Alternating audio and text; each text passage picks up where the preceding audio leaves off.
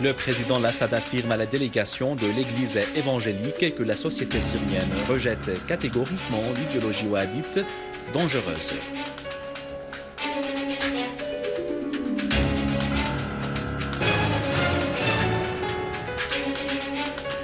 Arrivée d'une cargaison d'assistance humanitaire russe à l'aéroport international de Damas.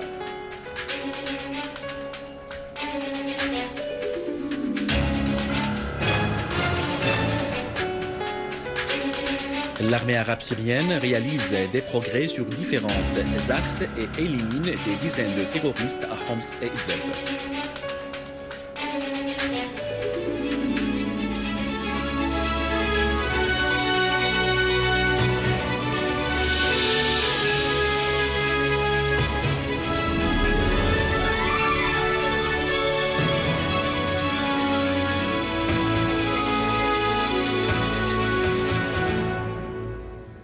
Mesdames et messieurs, bon après-midi et bienvenue à notre journal.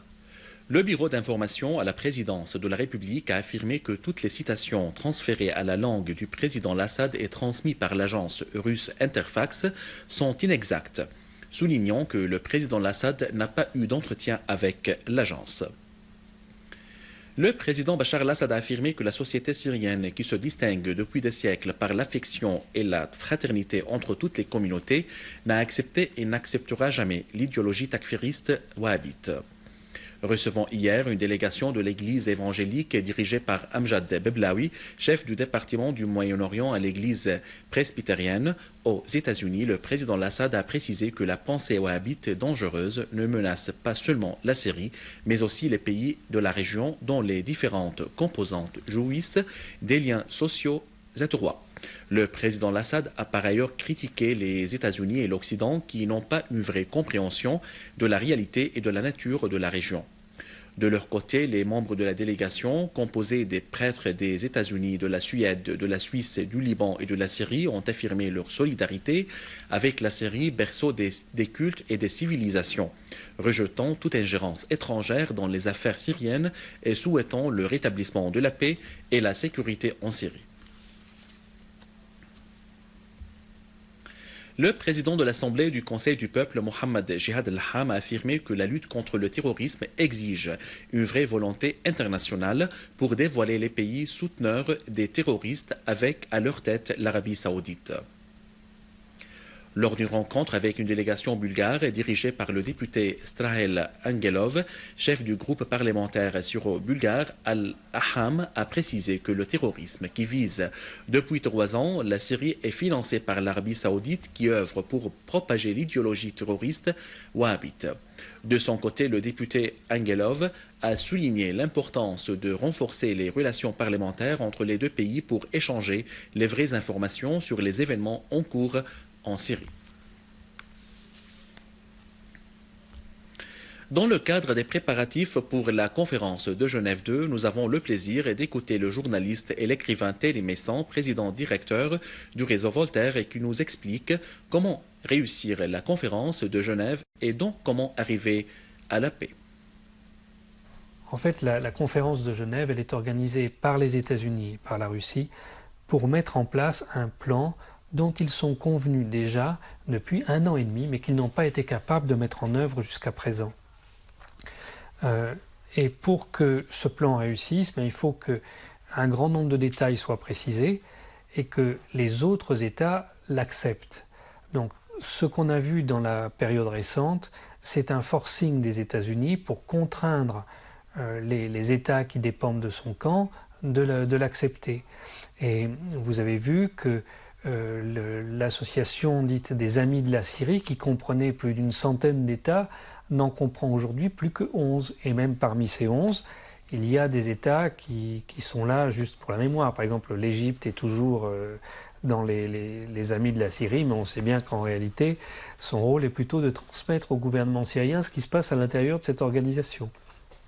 Et les États-Unis et la Russie ont, au cours des dernières semaines, fait un certain nombre de propositions qui ont été acceptées par le gouvernement syrien, comme si on lui arrachait le cœur, alors qu'en fait, c'est lui qui est demandeur, puisque, par exemple, M. Moallem a dit nous sommes prêts à discuter d'échanges de prisonniers.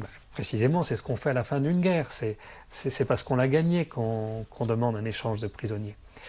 De même, on parle d'un cessez-le-feu alentour d'Alep. Vous allez voir c'est quoi un cessez-le-feu. Aujourd'hui, les groupes qui ont attaqué Alep sont en complète débandade.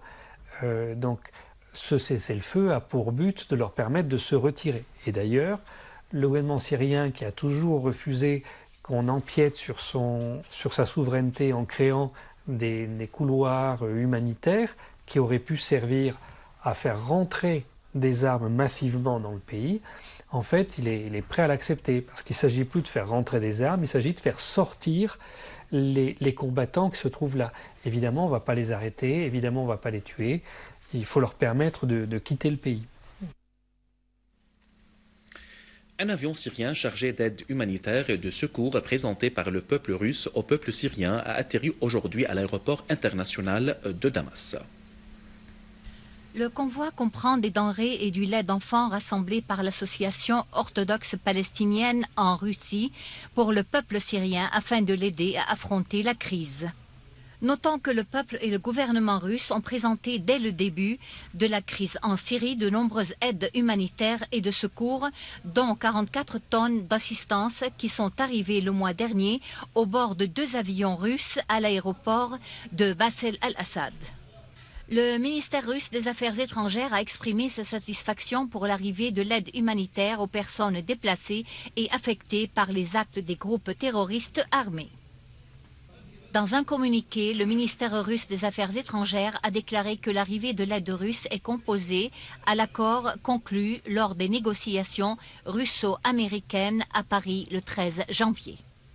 Moscou a annoncé hier son soutien à l'acheminement de l'aide humanitaire aux civils en Syrie, appelant toutes les parties à faire pression sur les groupes armés pour les convaincre d'élaborer les conditions appropriées pour l'arrivée de l'aide à ceux qui en ont besoin, ce qui aidera à la création d'une atmosphère adéquate pour les travaux de la conférence internationale sur la Syrie, Genève 2. De son côté, le gouvernement syrien a fait preuve de son ouverture à tout effort pour acheminer les aides à la population et a appelé toutes les parties internationales pour apporter leur aide dans le domaine humanitaire. À noter que les groupes terroristes prennent les citoyens comme boucliers humains et leur détiennent par la force des armes et empêchent l'arrivée de l'aide pour eux. La première cargaison des assistances alimentaires est arrivée dans la localité Al-Ghazlaniya, dans la banlieue de Damas, pour alléger la souffrance des habitants affectés par les actes criminels des groupes terroristes. Le Croissant Rouge syrien a pris en charge l'arrivée des aides humanitaires transportées par 30 camions à la mairie en collaboration avec les organisations des Nations Unies pour les distribuer aux personnes déplacées et affectées par les actes terroristes. Les initiatives populaires nationales palestiniennes ont marqué aujourd'hui une réussite concernant les premières assistances humanitaires arrivant au camp de réfugiés d'Al-Yarmouk. Ces assistances sont arrivées au camp au bord de voitures, mais ces dernières ne sont pas arrivées à l'endroit où elles devaient stationner, ce qui a poussé les comités populaires palestiniens et les citoyens à se diriger vers le convoi et à transporter les assistances sur les épaules, comprenant 200 rations alimentaires.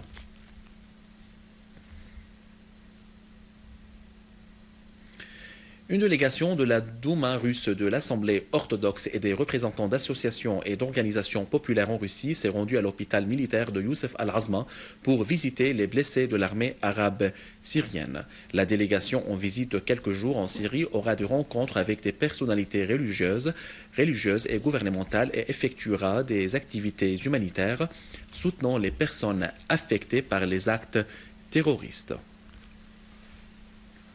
Sous le slogan Non au terrorisme, non à l'ingérence en Syrie, en signe de condamnation du soutien apporté par le régime d'Al-Saoud aux terroristes en Syrie et de son implication dans l'effusion du sang syrien ainsi que dans la destruction du pays, l'Union nationale des étudiants syriens en Italie a observé à Rome, en coopération avec la communauté syrienne, le comité syro-italien et le Front européen, un sit-in devant l'ambassade d'Arabie saoudite à Rome. Les participants ont affirmé que la fermeté du peuple syrien et son soutien à l'armée arabe syrienne a été capable d'éradiquer le terrorisme qui menace la Syrie, la région et le monde tout entier. Des unités de l'armée arabe syrienne ont liquidé grand nombre de terroristes à Homs et dans les banlieues d'Idlib et Damas et déjoué des tentatives d'infiltration des groupes terroristes vers des régions sûres. À Daraa, une unité de l'armée s'est accrochée avec un groupe terroriste armé qui commettait des actes de vol sur la route Ataman-Yadouda et liquidé 5 de ses éléments. Une unité de l'armée a avorté une tentative d'infiltration des terroristes au village d'Al-Jdaïdeh dans la banlieue de Daraa, tuant nombre de terroristes. À Daraa, al-Balad, des unités de l'armée ont éliminé nombre de terroristes du soi-disant le Front islamique, précisément à la cité ouvrière d'Adra, et détruit des repères des terroristes, y compris des armes et munitions. Toujours à Daraa al-Balad, une unité de l'armée a abattu nombre de terroristes qui tentaient de s'infiltrer depuis la rue d'Al-Ordon à Al-Manshia. Dans la banlieue de Homs, l'armée a avorté une tentative d'infiltration des terroristes depuis les territoires libanais vers la banlieue sud d'Orsayr. De même, des unités de l'armée ont tué en collaboration avec les gardes frontières des dizaines de terroristes à Ad-Dar al-Kabira et détruit leurs mortiers et lance-roquettes. À la fin de ce journal, je vous rappelle les principaux titres. Le président al-Assad affirme à la délégation de l'Église évangélique que la société syrienne n'a accepté et n'acceptera pas la pensée wahhabite dangereuse.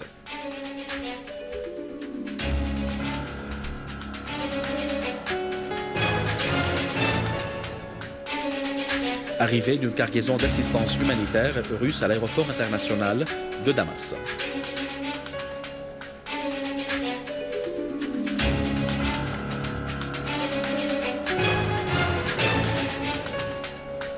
L'armée arabe syrienne réalise des progrès sur différents axes et élimine des dizaines de terroristes à Homs et Idlib.